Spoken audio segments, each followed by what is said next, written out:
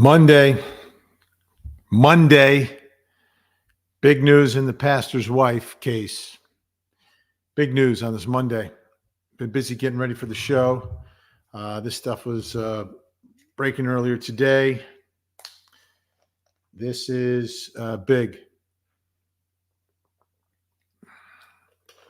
Big news. A lot of suspicion surrounding what happened to Mika, the pastor's wife, Pastor John Paul.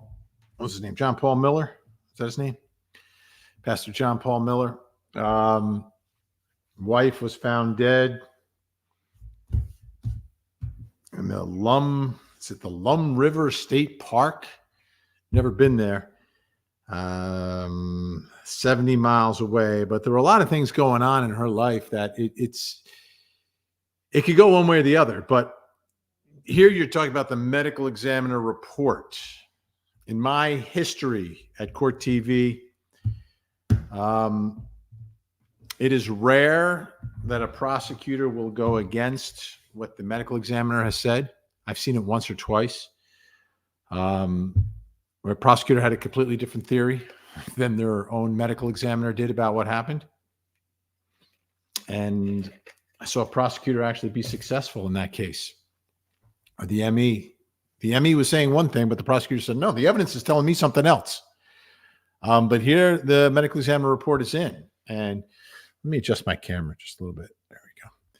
And with this medical examiner report in,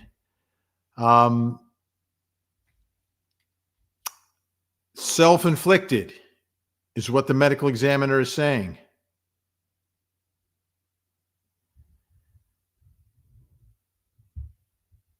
Police say they're still investigating. I just saw a note here. And they may be. It's consistent with self-inflicted, self-induced. Now, obviously, that's not conclusive, but that's telling you the injuries. Because if it was something else that was inconsistent with that, then all of a sudden we got a big problem here, right? So the family, obviously very suspicious. The public, very suspicious. And police will dot their I's, cross their T's. But I wanted to start with that initial statement that it's rare and difficult for a prosecutor to have a theory that runs contrary to what a medical examiner is saying. Now, a medical examiner can say it's consistent with being self-induced. That's one thing. But if there's other evidence available that points to someone making it look like it's self-induced, well, then you could be talking about a different beast. But I'll tell you this, after what happened today with the release of this, it makes any prosecution that much more difficult, but not impossible if the evidence is there. Not impossible.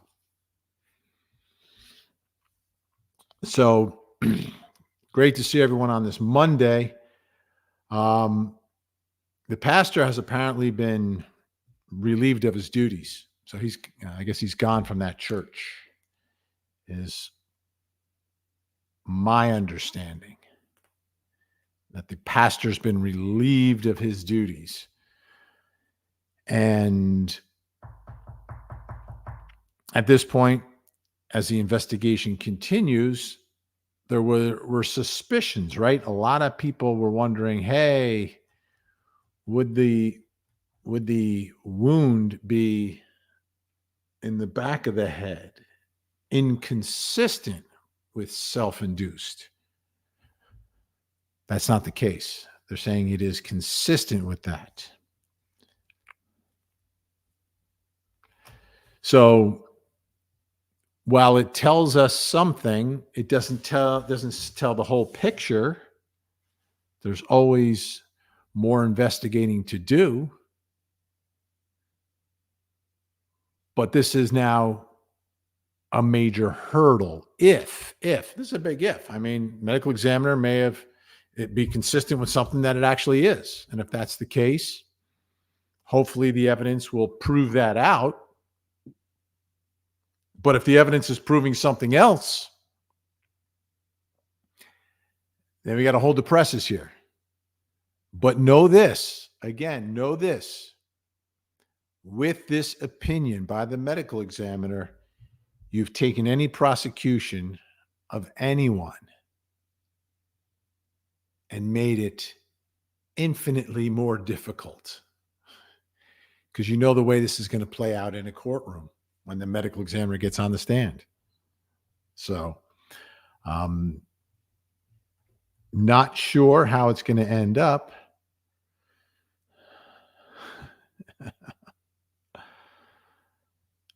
But the investigation is continuing. We got a lot of folks checking in. Great to see everyone on this Monday. I just got back last week. I was up in Massachusetts for the Karen Read trial. So still tired from all that. It was an exhausting week. But this case, obviously, some developments on, so we wanted to get to it.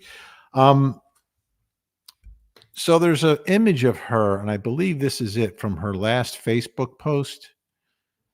It's this image, and she wrote in this final post on Facebook, when terrible, terrible, terrible things happen to you, y'all know what I'm talking about. And then she goes, RPF, resting peace face. So she's got terrible things happening to her, which raises not just red pens, but red flags, right? Terrible things are happening. Now, you've also got these reports from March where she has a slash, she reports a slashed tire and thoughts that people are following her. So what is this evidence of? Is this evidence of people following her?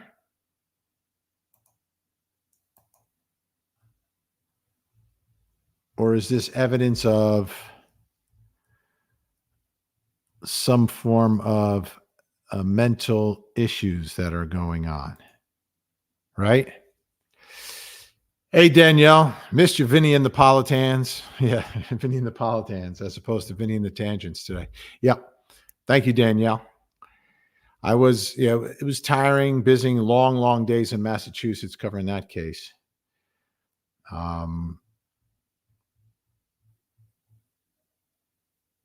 And we've got Gen X, Frankie Figs, and Melly joining the crew here, helping out. Thank you, Melly. So Melly's going to help out Gen X and Frankie Figs in all this. Where's Frankie Figs? Trying to find Frankie Figs. I just had Frankie Figs. Well, I'll find Frankie Figs somewhere here. Okay. Monica, big question. What's this about, Vinny? What is this about? This is about a story at a South Carolina, Myrtle Beach. The name of the church is the Solid Rock Church, and you have a pastor and his wife. This is his wife. I'll show you them together. This is the pastor and his wife. Good-looking young couple. And she ended up dead, I believe, 70 miles north of Myrtle Beach in the Lum River State Park, GSW, a GS wound. So, one second. Folks. I just have to run and open a door in the house. So I have to open a door in the house. Please talk among yourselves. This will take about 30 seconds. 1 second.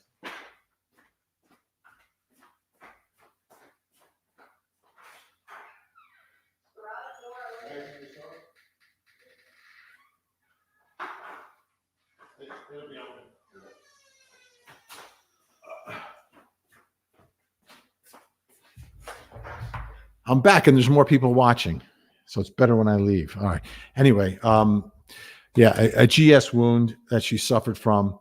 And now the medical exam, a lot of people were suspicious. There were rumors that the wound was back here, but that's not the case. And based upon the initial report of the medical examiner, it's a self-induced GS wound. Okay. So That's a big development in all of this. So that's the big development. So, here's Frankie Figs. Here she is. Frankie Figs is with us. And Melly, thank you, Melly. Hi, Vinny and Wonder People tuning in. All right. Hello, Vinny and Wonder People tuning in. Everyone's tuning in today. We're over 1,200 already. We just started this thing. Great to see everyone.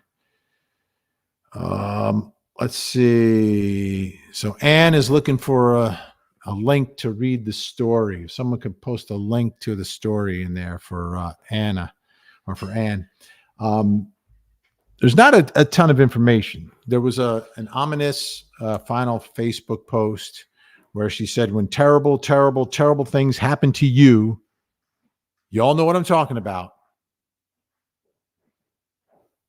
Now, who are y'all? Now, do y'all know what she's talking about? Does someone know what she's talking about? And then she calls it resting peace face. And it was this image. This was the final image. And it seems she was very involved, like most pastors' wives are involved in the church. I believe she was a singer. Some of the images that we've gotten from the Solid Rock Church, there you can see she's singing on Sundays for everyone. Oh, yeah.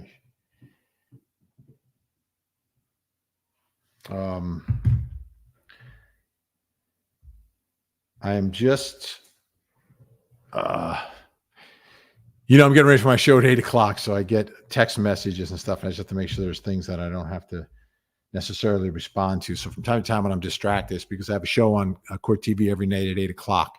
I do this when I have a few moments in between preparation for that show to kind of get everybody else in the loop on what's going on. And this story, this afternoon, this all came out that the wounds, not back of the head, but very, one tired mom is confused. All right. Slow down. The woman you see in this photo is the wife of the pastor from the Solid Rock Church in Myrtle Beach, South Carolina, Pastor John Paul Miller. Now, Pastor John Paul, in his Sunday sermon, mentioned the passing of his wife, but didn't mention her name.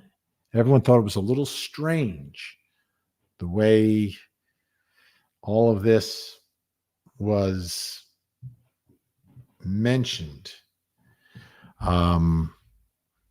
Raised a lot of suspicions. Her family is thinks there's more to this story, so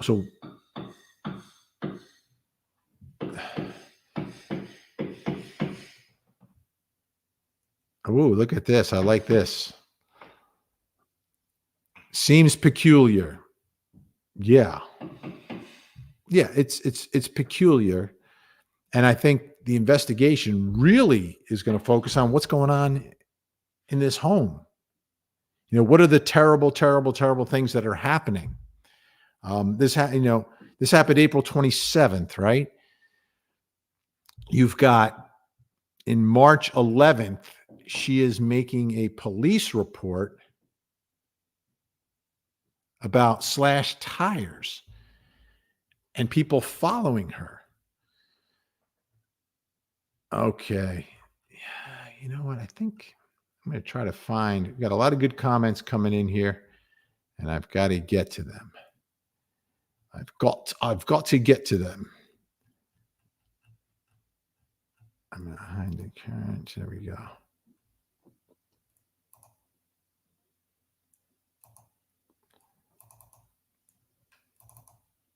It doesn't let me jump to these things. All right. I'm getting distracted here trying to pop these things on. I think my software changed something that's making it less easy for me. Less easy, meaning more difficult. But the story is relatively, at this point, the investigation, needs to be into what's going on in the lives, in the world of this couple and in the world of this woman. What Princess and the Chi, thank you so much. What exactly is going on here? What are the terrible, terrible things that are going on in her life? Hi, Vinny, watch her video about domestic violence. Okay, there's a start. We can watch her video about domestic violence.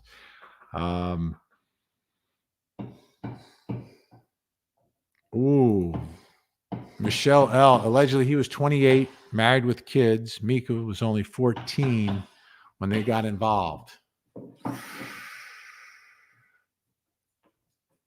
That's a problem. That's illegal. That is extremely illegal if they got involved when she's 14.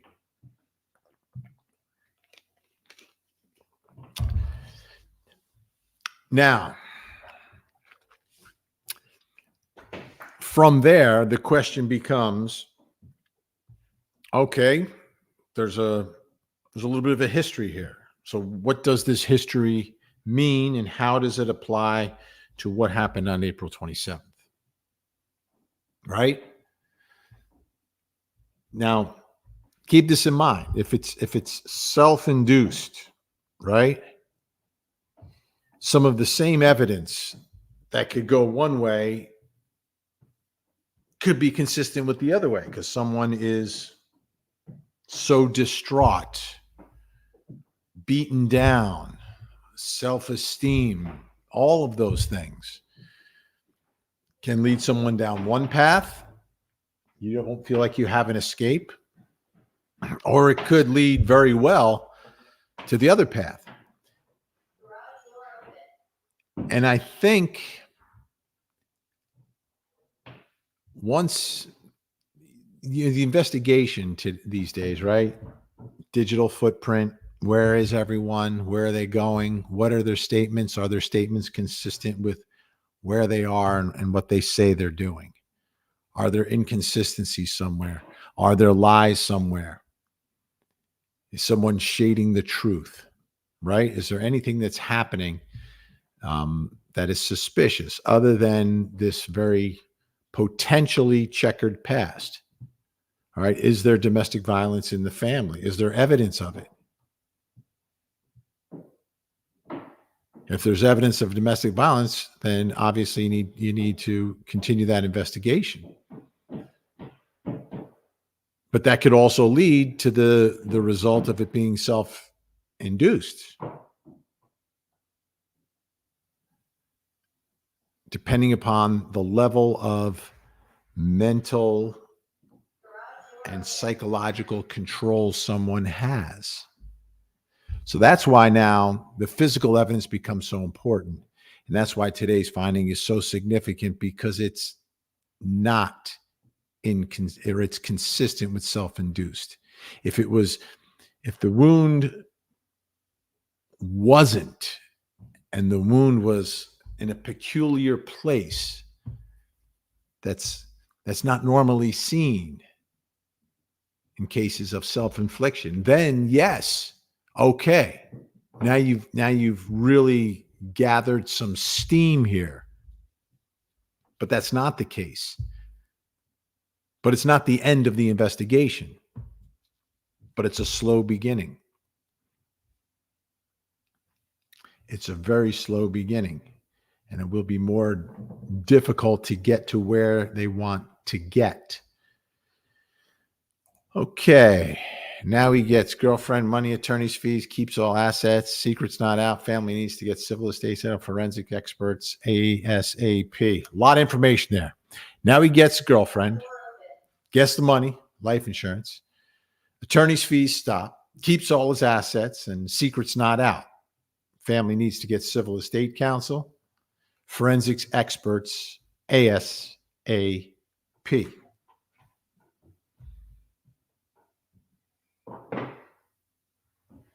That's a lot. Thank you, CBC. CBC on top of the story. On top of it. All right. Gen X pointing something out here. I've been on the treadmill case in Karen Reed. I need more time in the day to keep up. All of us do. All of us do. There's a lot of moving parts here. A lot of moving parts. The good news is treadmill case off today. Today's a dark day. Mondays, they don't have court. I think the judge is taking care of other matters, but we do have the Doomsday case. We do have Karen Reed developments today as well. Things that I'm getting ready for my 8 o'clock show in between this.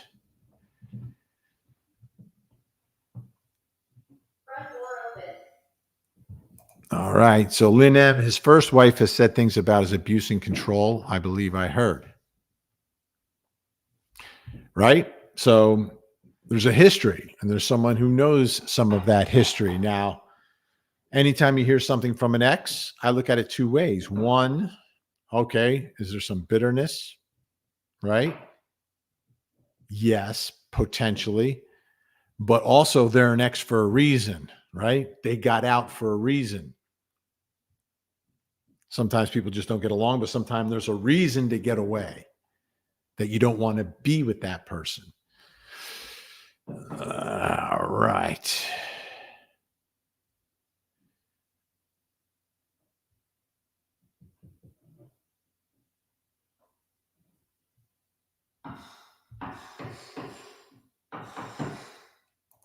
Now, Bogey Greenstreet with a great point here. Hi, Vinny. Women who consider self-infliction don't normally use. It's messy. It doesn't do the job. Maybe you left a vegetable in the hospital. More likely, female would prefer to over. Yeah, we've absolutely seen that, but not exclusively. Not exclusively. That's a good general rule. I've had many discussions with Joseph Scott Morgan about this. Death investigator, worked for the medical examiner's office, and he's seen both. But it is much, much, much less common to do it that way. Sometimes it's in a garage with the door closed and the engine running.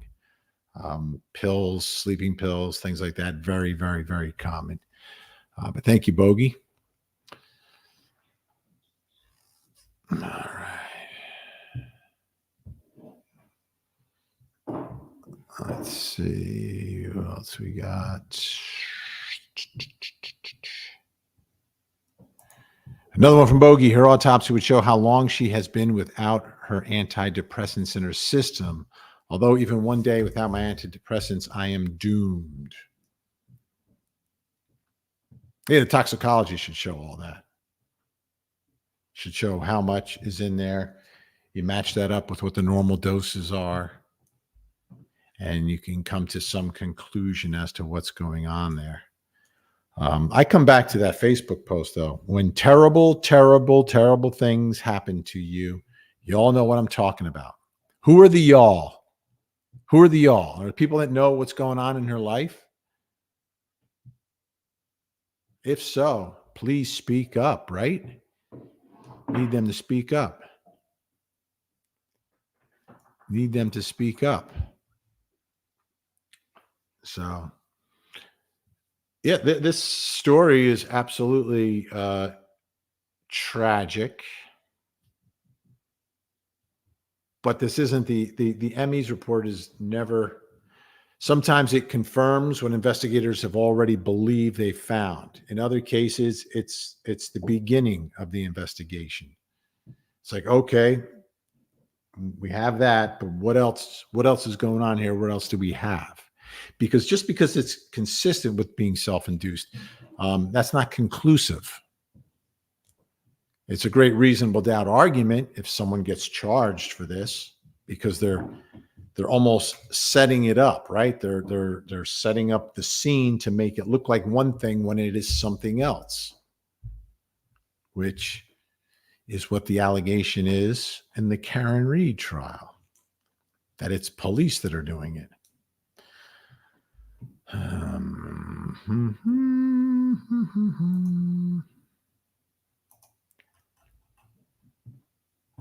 Good crowd in today. Good crowd in today. We got Brandy. Unfortunately, Mika tried to unalive herself several times before. Hubs drove her to mental hospital, complained about her mental health problems. Is this the setup for murder? See, again, two ways to interpret the same exact evidence, right? I'm a former prosecutor. I am always thinking ahead as to how this plays in front of a jury, right? Prosecutors have to prove it beyond a reasonable doubt. The defense just has to raise a reasonable doubt. Well, if you've got several prior attempts, trips to the hospital, complaints about the status of her health, then you've got a great argument for reasonable doubt if anyone is ever implicated and charged in this case. It's the perfect setup for a reasonable doubt argument, because how's a jury going to figure out if someone is planning and plotting this to this degree, right? This would be a very sophisticated plot, because you're taking, and it's a lot of premeditation, because you're taking the time way ahead of time to set things up. That's what I talk about, the legal insanity. In cases where I see no prior mental health issues whatsoever, I am extremely skeptical of that as being a very convenient defense, or defense of last resort, right? Because there is no other defense, because you're caught red-handed, you know? Well, the same sort of applies here. If it's a case of someone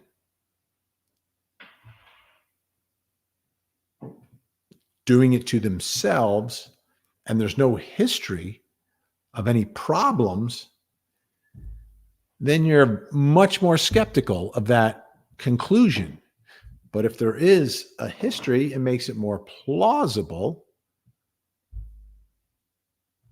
Doesn't eliminate the opportunity, but then becomes a much more detailed, sophisticated plan, which becomes much more difficult to prove beyond a reasonable doubt.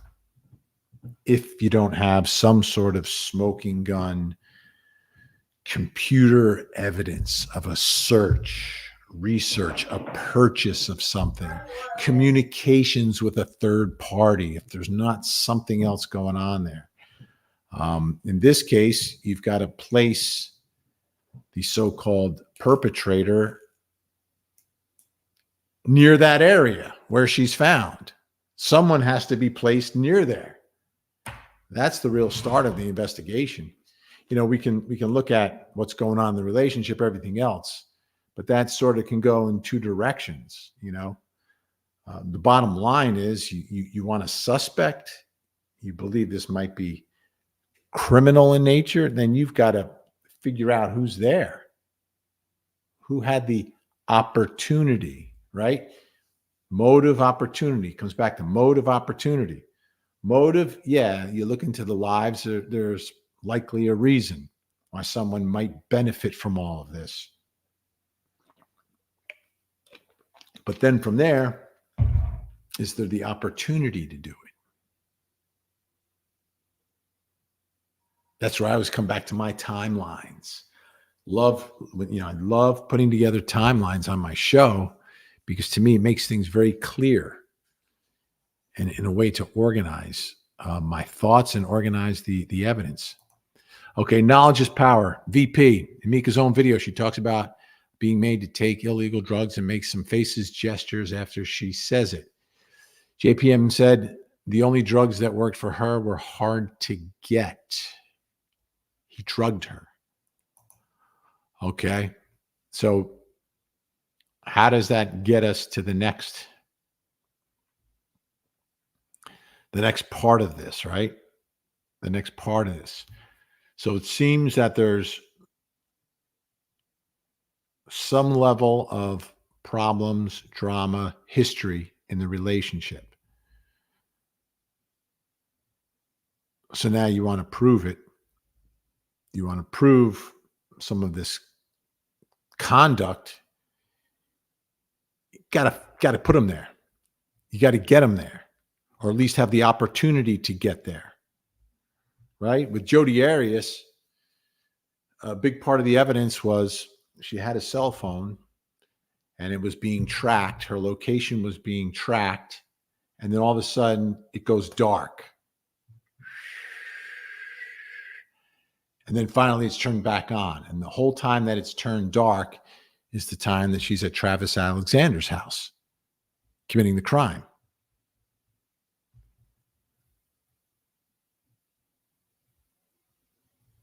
So is that part of is there some period of time that is that no one can figure out, right? Is there a period of time where there's some lack of accountability as to where someone is? That provides the opportunity. So does that exist? Does that exist? Is there anyone else potentially involved? I think we're really at the beginning of the story. Despite today's evidence, I think we're at the beginning of the story.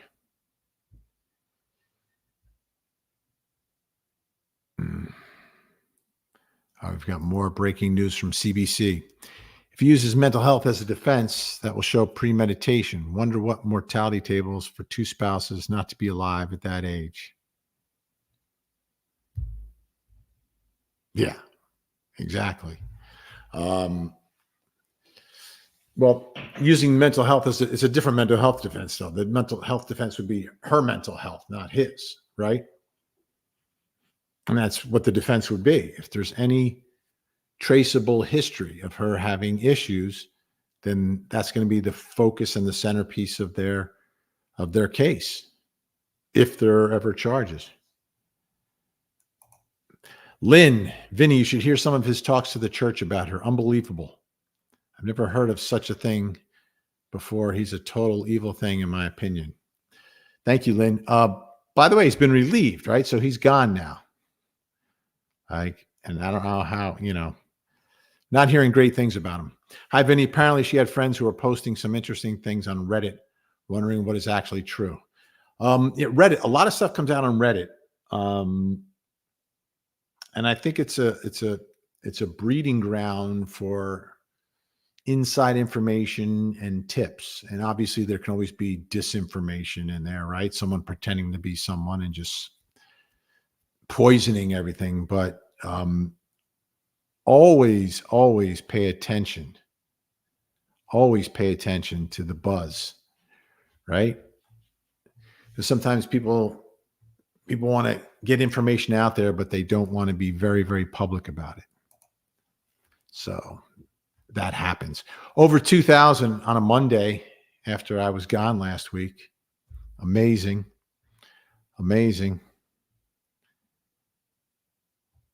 I've got, let's see what Michelle L says. Was she so mentally unstable that she offed herself, or was she stable enough to make it look like he did it to set him up? You can't have it both ways. Or was she stable enough to make it look like he did it to set him up? So people are saying that, yes, she did it, but she did it in a way to make it look like he did it. That's next level. That's next level stuff.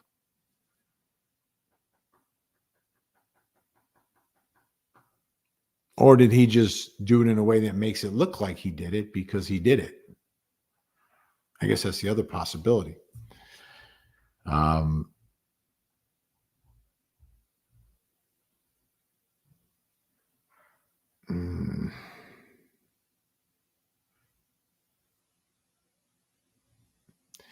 And Rich Buddy, it's a great point. The thing is, she did it many times before. I mean, how can you try this case at all? No jury will convict him. Exactly. That's what we've been saying. Unless you've got to have that, the evidence that the jury can sink their teeth into. Okay, like something that puts him there at the time, or this, you're able to track where he is until a certain time, and then it's like 3 hours. Nobody knows where he is, and then he's back. You know what I mean? Like it would have to be something like that. And then you'd need a little more, some form of likely digital evidence, something from his phone or email or text message, some communication, perhaps with a third party. That's how you unravel it. But Rich, I mean, you are right on here. Like ultimately, and I say we because I'm a former prosecutor, we carry this burden into court and we've got to overcome that burden. And there can't be any other reasonable alternative explanation for what happened here. And if there is a history, a documented history that they can get in front of the jury, you've got more than an uphill climb, which is why you really need some of that scintillating evidence that can't be explained away and really points in one direction that is so obvious.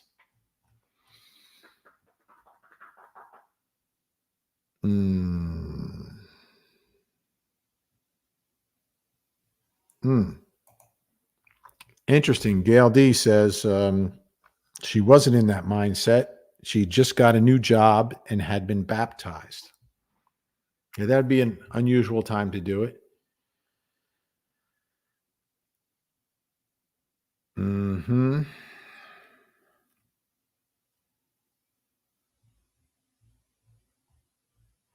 Yeah, if they met when she was 14, that is problematic. That's like, that reminds me a little bit of Peterson out in Illinois. Not Scott, not Michael, Drew Peterson, who met his final wife. Was it his final? I don't know if he got married again. I think he dated someone, but then he was locked up when she was 15 or 16. It's a little creepy. More than creepy.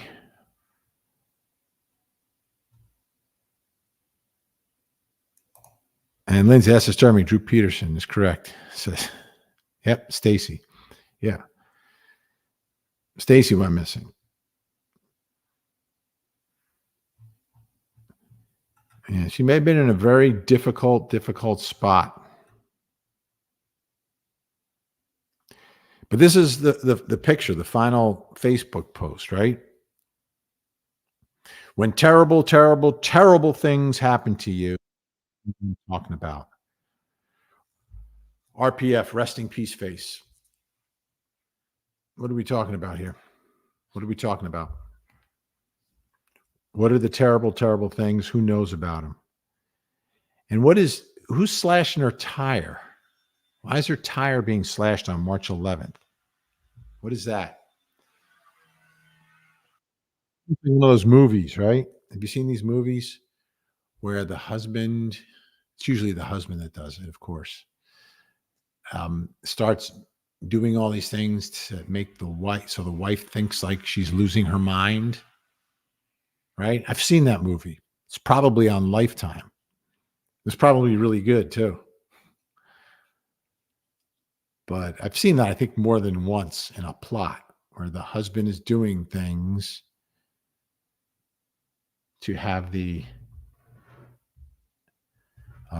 wife think like she's losing her mind.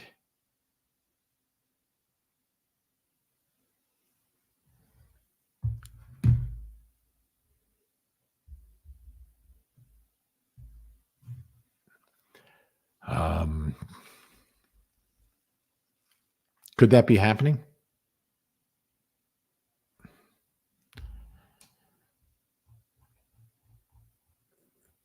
So now,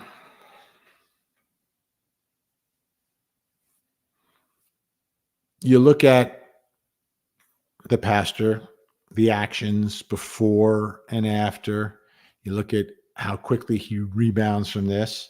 Because remember, like in the Chad Daybell case, the prophet, we knew He was already seeing Lori, but like his wife of 28 years dies, and 17 days later, he's married and introducing him and happy as like a high school kid. I mean, to me, that was just so transparently obvious what was going on. So you're going to see some of that here or not. If you do, that makes things much, much more suspicious. All right, Penny. Hi, Vinny from New Jersey. Remember the rules, Penny. If you're from New Jersey, I need the exit. I need the exit.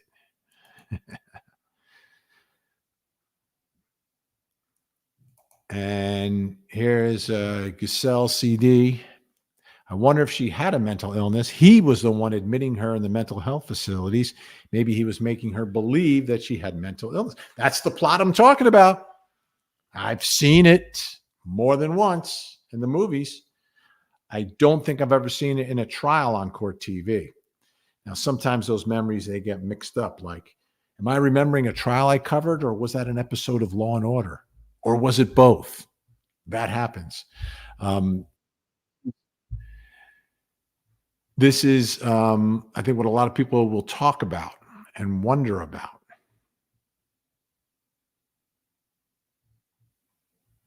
If you look at his picture, right?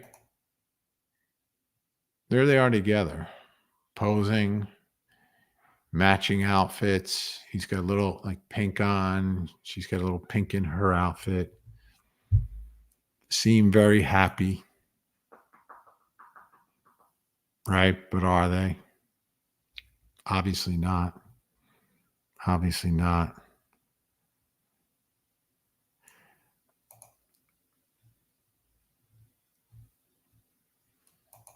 All right, Nancy Jennings. One thing that bugs me, that huge acreage of land for the new church. Who purchased it? Could this be a red flag? Shut her up or a no-go? Well, I think he's been relieved of his duties. I think he's been relieved of his duties, right? So that could put this to rest. If there is more to this, I think it would be more about personal relations than this, but it's worth looking at, right? Because you want to look at, what's going, because it's hard to separate a pastor from their church, right? They're very connected, obviously. So you've got to check it out. You've got to figure it out. It's got to be a tough spot for everybody in that church, right? You go on Sunday looking to connect, to celebrate your faith, celebrate your Savior, and all this is now lingering and hanging over that church. Whether he's there or not, it's still going to linger. Kind of like with Rabbi Fred Newlander. Had a huge congregation in New Jersey. Once it became clear that he had murdered his wife, it was tough for folks. It was tough for folks who were part of the congregation, whether they were members or people who worked there. It was really a difficult time to have that level of evil in a place like that, in a temple, in a church. That's rough. Throw you for a loop. Throw you for a big loop. And the Cheshire Cat. And thank God Vinny isn't a pastor.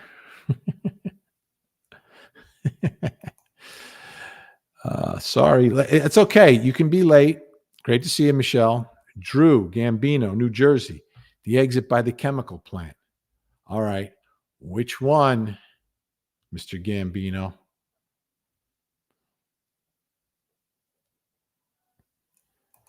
All right, Debbie 666. Vinny, please follow this case closely for us. You are the guy to do it. I'm on it. I'm on. This is our first live stream on the case.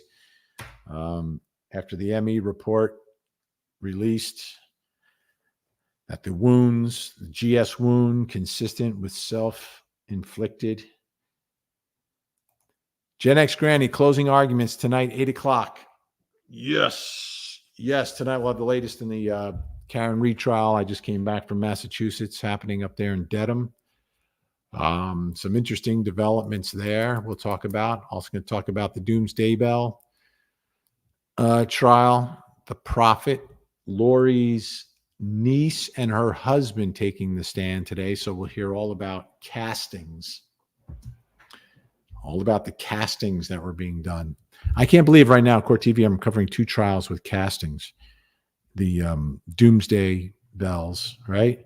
But also the case involving Maya Milieta, the mom who went missing in Chula Vista, California. Her husband was going to spellcasters to cast spells on his wife.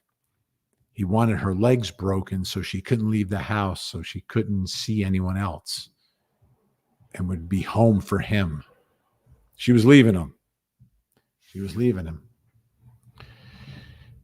2 cases. Okay. What do we have? Coca-Cola JK. She was taking lithium, same as me, for bipolar. When I'm off it, can go from elated to a really bad place in seconds. But the big problem, you think you're okay because you don't feel numb anymore. Apparently, it was hard getting meds. Great insight. Thank you for sharing, Coca-Cola. And good luck, Coca-Cola. I'm sure hopefully you're doing really, really well.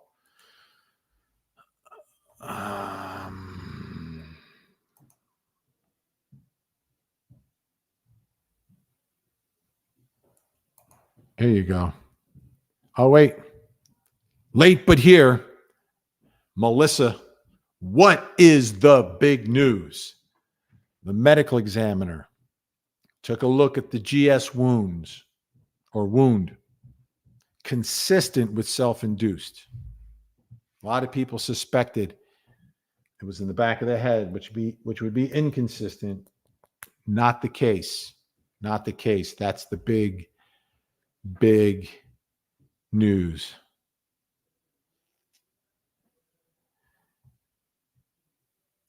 Gen X trying to help folks with the censoring. YouTube is ridiculous. Can we all just admit that we're talking about real cases, real people, real issues, and you can't have a great conversation because of these filters. It's unreal.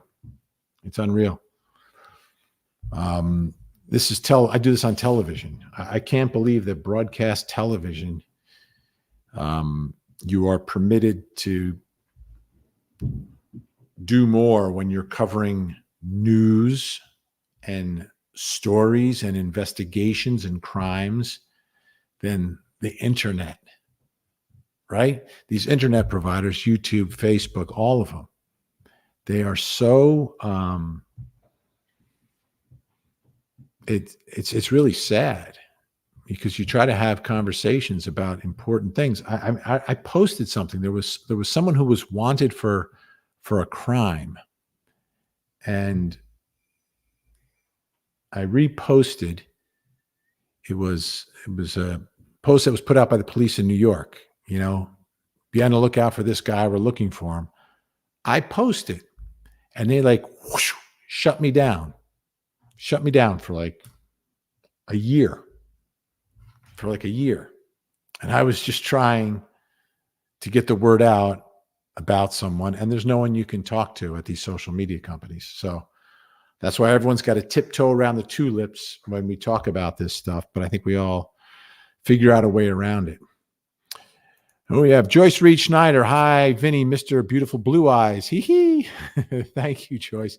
I'm always there for closing arguments every single night. That's awesome. Thank you, Joyce. All right. Divorces are very expensive. They are. But for many people, not quite as expensive as a criminal defense attorney. I'll just put that out there for you. I'll just put that out there for you. All right. Giselle CD, exit 6 from New Jersey. Hey, Vinny from New Jersey, exit 6, now North Carolina. Yeah, a lot of folks from Jersey, North Carolina, South Carolina, and some trickling even all the way down here to Georgia where I am.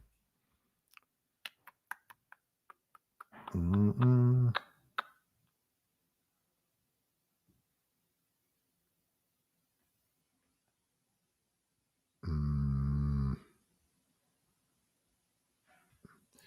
Okay, request a second autopsy. Yeah, family can do that. They can get a private one.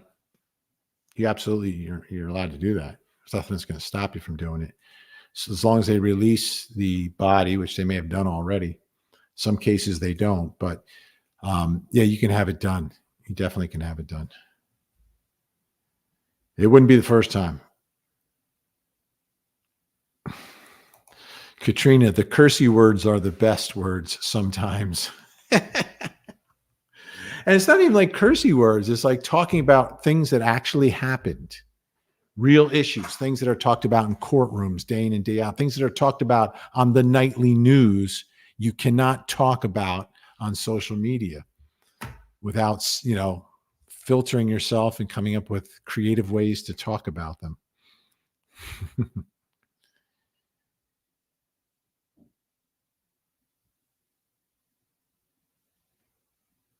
All right.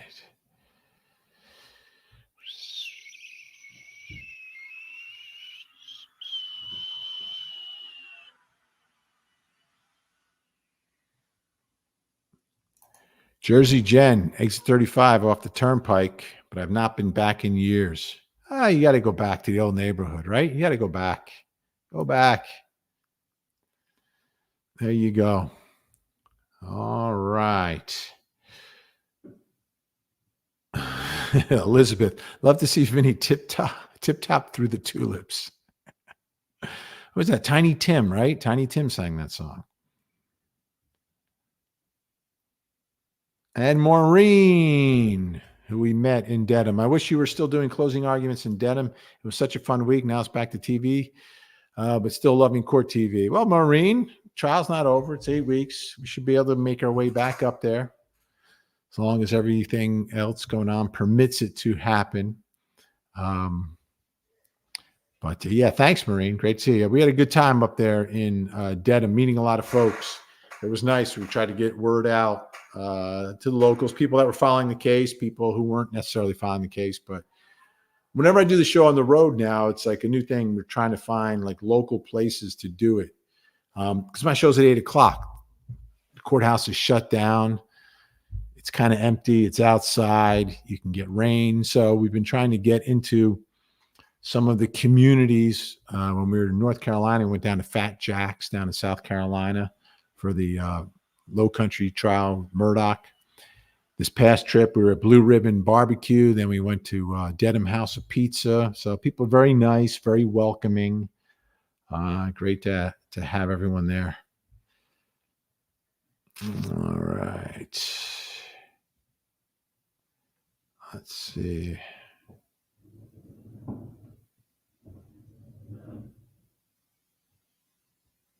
Frankie Figs. Yes, censor your spicy words. Spicy meaning like it could be like a medical term too. It could be like a cause of death, all these things. Josephine B. Yes, unbelievable recordings in the Doomsday Prophet case today. A lot of work for you all to summarize that. Yes, Josephine, but we will also take our time, right? So when you have big days like that, we'll take the information. The great thing about covering a trial from my perspective is that it's not just what happened today. It's what's happened through the course of the trial and how do things that have developed, yesterday, today relate to what happened in the beginning of the case. And what I find the challenge, but I think the beauty of covering a trial versus just being a news reporter doing stories of the day is that a trial is a complete work and it's a complete story. And your job is to try to put those pieces together so it makes some level of sense. So when you have a big day like today, and there's a lot to consume and a lot to describe, we'll get out as much information as possible, but we'll also use that information tomorrow, the next day, and throughout the trial to try to build up the story so we can analyze the evidence on both sides of every case. But thank you, Josephine B. Mm-hmm. Yes, Lisa Young. Tiptoe through the tulips in the garden. Wait, this is turning into the tangents, but this is great. Anita Mayhew Wilson. I worked at Kmart when I was young in Bowling Green, Kentucky, and Tiny Tim came into the store. That's huge. Too bad we all didn't have these back then, right? Could have taken a selfie with Tiny Tim, who wasn't that tiny. He was pretty tall, as I understand. All right.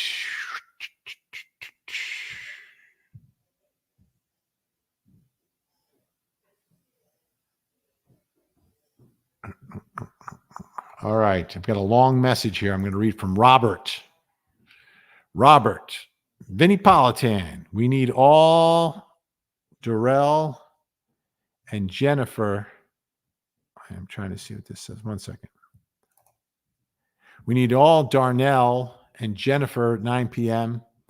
They're Bixby the last few days, the last few weeks. We got another pastor was on trial. Recently, get your buddies to get down to the boundaries. And we need you added on Inside Edition at least 7 p.m. Baltimore, Maryland time. Thank you, Robert. Appreciate all that. Great to hear from you. Sally Langendorf. Will you be covering the Chad Dorman triple murder trial when it comes to? Absolutely, we'll be on the Chad Dorman trial. We've been covering that story. Looks like, everything's pointing towards insanity. The question is, will the ultimate punishment be taken off the table because of his mental state? That's what they're attempting to do now. So that thing is still percolating with a lot of pretrial litigation. But yes, we will be on it. Mm-hmm.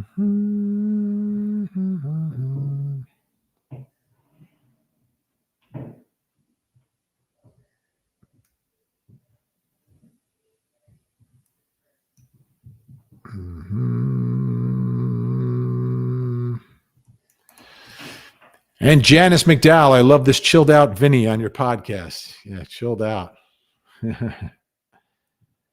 Very chilled. Thank you, Janice. Appreciate it. Netta Nabila, are you watching this live stream as well? Oh, this is interesting. Mika's friends are speaking out on another channel, says Rian the Diva. That's interesting. Yeah, we'll have to find out what's going on there. What is that all about? Thank you, Rian. At the end of the sermon, when he announced that she had passed, he told everybody not to say anything and just leave quietly. He also made sure to announce immediately that it was self-inflicted. Weird.